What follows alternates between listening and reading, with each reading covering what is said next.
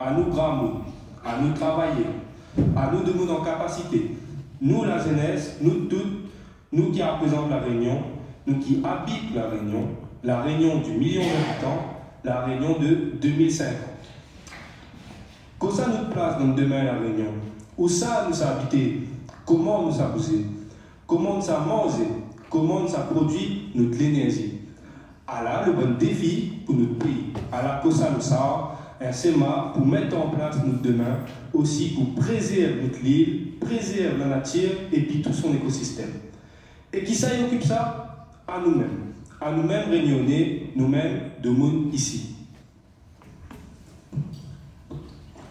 Nous, membres de la Convention citoyenne, 72 femmes et hommes de tout âge, issus des 4 coins de l'île de la Réunion, libres et indépendants de tout parti, de toute influence, nous avons été sélectionnés par tirage au sort par un organisme indépendant pour participer à la révision du schéma d'aménagement régional, le SAR 2050.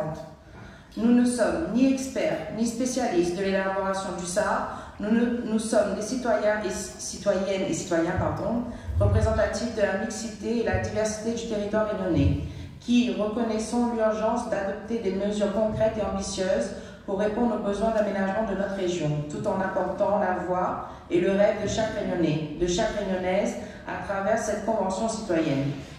Préalablement, nous souhaitons rappeler la définition du SAR. Conformément au Code général des collectivités territoriales, le schéma d'aménagement régional, en abrégé SAR, est un document qui fixe les orientations fondamentales à moyen terme en matière de développement durable, mise en valeur du territoire, protection de l'environnement.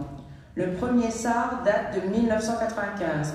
Il a été révisé en 2011. Cela fait 30 ans qu'il détermine les différentes vocations des espaces du territoire et l'implantation des grands équipements et infrastructures de transport. Le SAR 2011 repose sur 2 priorités. La protection des grands équilibres, en 1. En 2, la mise en œuvre d'une armature urbaine hiérarchisée. Aujourd'hui, la révision du SAR a été actée par le Conseil régional et les travaux ont permis de mettre en exergue 5 grands défis pour la Réunion que la Réunion doit relever. Habiter décemment la Réunion du million d'habitants, se nourrir en local, être un territoire productif, assurer l'accès aux ressources, mettre en œuvre l'autonomie énergétique et une économie circulaire. Nous avons travaillé du 25 mai au 29 juin 2024. Nos débats furent passionnés et nos réflexions approfondies. Il est temps pour nous de partager avec vous les résultats de nos travaux. Tout d'abord, nous tenons à exprimer notre profonde gratitude au Conseil général de nous avoir associés à cette démarche de démocratie participative pour une meilleure organisation de notre société et de nos façons de vivre à l'horizon 2050. Nous avons travaillé avec rigueur, en nous appuyant sur une charte de fonctionnement adoptée à l'unanimité. Par ailleurs, l'information et la formation assurées par des experts nous ont permis de travailler de façon éclairée. La plurialité de la Convention a enrichi nos discussions et nous a permis d'aborder des problématiques sous différents angles pour formuler des recommandations, des propositions, bref, d'apporter notre pierre à l'édifice. À ce titre, les membres de la Convention citoyenne plaident en faveur d'une réunion plus solidaire, équilibrée et soucieuse des générations futures. Très synthétiquement, les résultats de nos travaux portent sur plusieurs axes essentiels, à savoir la transition énergétique. Nous proposons des mesures ambitieuses pour réduire notre dépendance aux énergies fossiles et promouvoir les énergies renouvelables.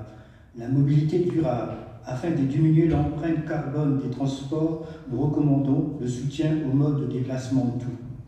L'accessibilité et l'inclusion. La mobilité doit être un droit pour tous. L'agriculture et l'alimentation.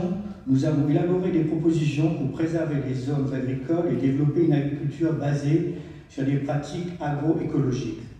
La biodiversité et les écosystèmes. La préservation de notre biodiversité est une priorité.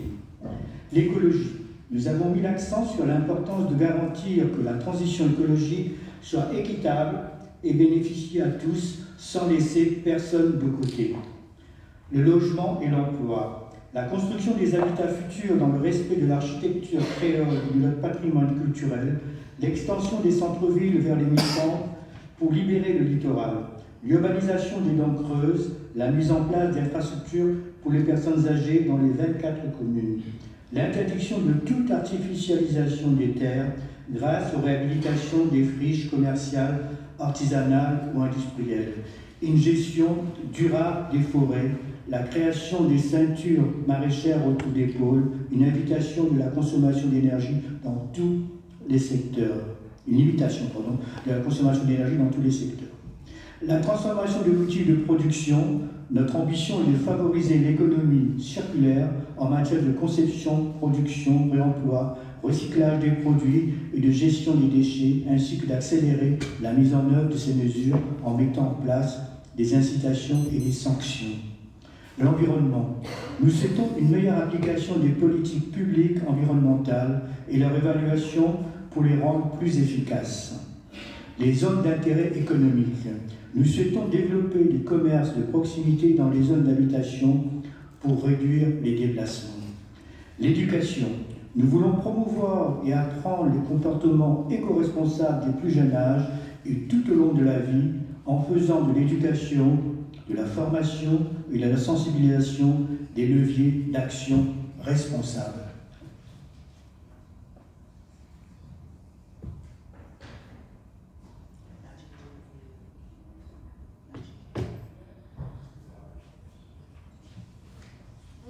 Merci au lecteur de ce préambule écrit par Laetitia, Camille Bénédicte Pensi et Daniel.